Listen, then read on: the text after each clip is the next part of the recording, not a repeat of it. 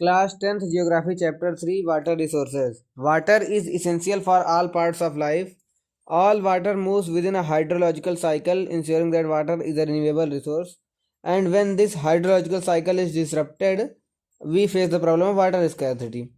What exactly is it? It is basically a condition in which the water available is not enough to fulfill our basic necessities. What are causes of water scarcity?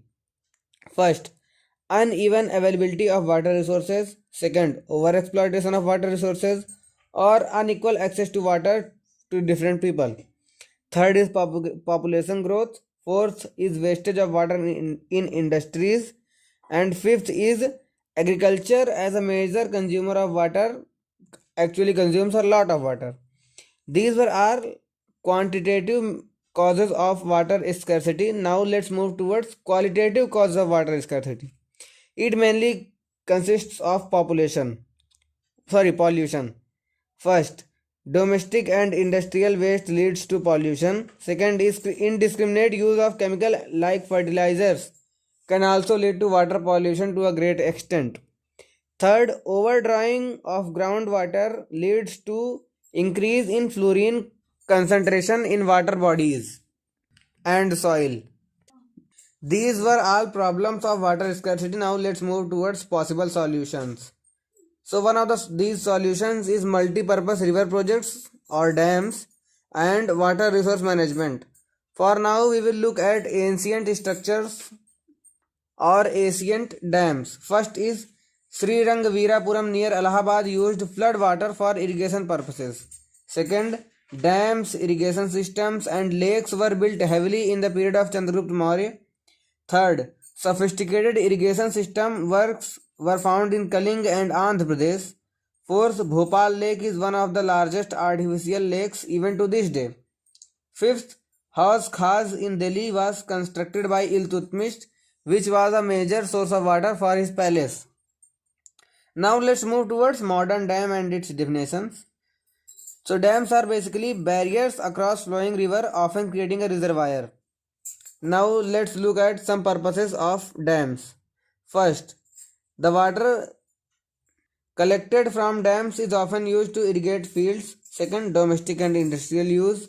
Third is recreation. Fourth, dams are also used to generate electricity. Fifth is flood control and sixth is inland navigation.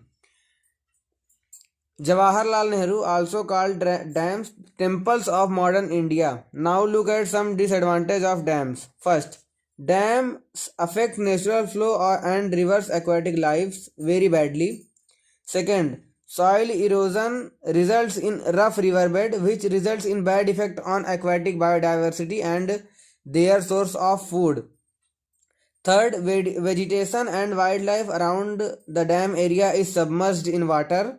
Fourth, it leads to large scale displacement which led to some very popular protests in our country like Narmada Bachao Andolan and Tehri Andolan. Fifth, it changes cropping pattern and increases social gaps because the one who gets water from dams can grow whatever crop they want and ones who don't, they are going to be left behind in the race of development. So this has led to many opposition and criticism for dams. And the next point is dams, in spite of controlling floods, sometimes is the reason of floods. Seventh, sedimentation of one place lead to land degradation. What this means is that sediments do not flow with the river where river goes. Instead they are cooled down on the bed of the dam, which leads to bad biodiversity.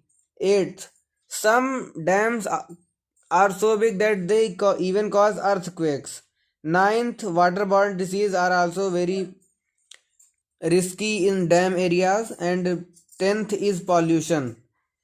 So we need to move towards another solution for water scarcity, which may be rainwater harvesting. So let's look at ancient examples of rainwater harvesting. Gulls and kulls were used in hilly areas to stop the water flowing from the top of a hill and use it for irrigation later. Second, inundation channels were built to use flood water for irrigation in areas of Gujarat and Rajasthan. Third, agricultural land was used as a rain-fed storage of water, which, when it absorbed moisture, was very good to grow crops on. Fourth, arid and semi-arid areas, people have tankas in their house which uses rooftop rainwater harvesting system, and it also fights the heat of the summer. This is also a very good way to harvest water even in modern era. So now let's look at it. Rooftop rainwater harvesting system. Tanka system in Rajasthan saves water and is used to beat heat in the summer. So rooftop rainwater harvesting system basically means that we have to harvest the rainwater that is falling on roofs of our houses. In a village called Gedathur in Mysore, 200 households have installed rooftop rainwater harvesting system in Karnataka, and they save a lot of water, and almost all of their water needs are satisfied by that. And another potential solution, is bamboo drip irrigation system in Meghalaya, which irrigates the field, saving a lot of water in the process, and is also a lot more effective than our normal irrigation systems. So for now, rooftop rainwater harvesting system seems to be the way to go. Thanks, that's all for this video.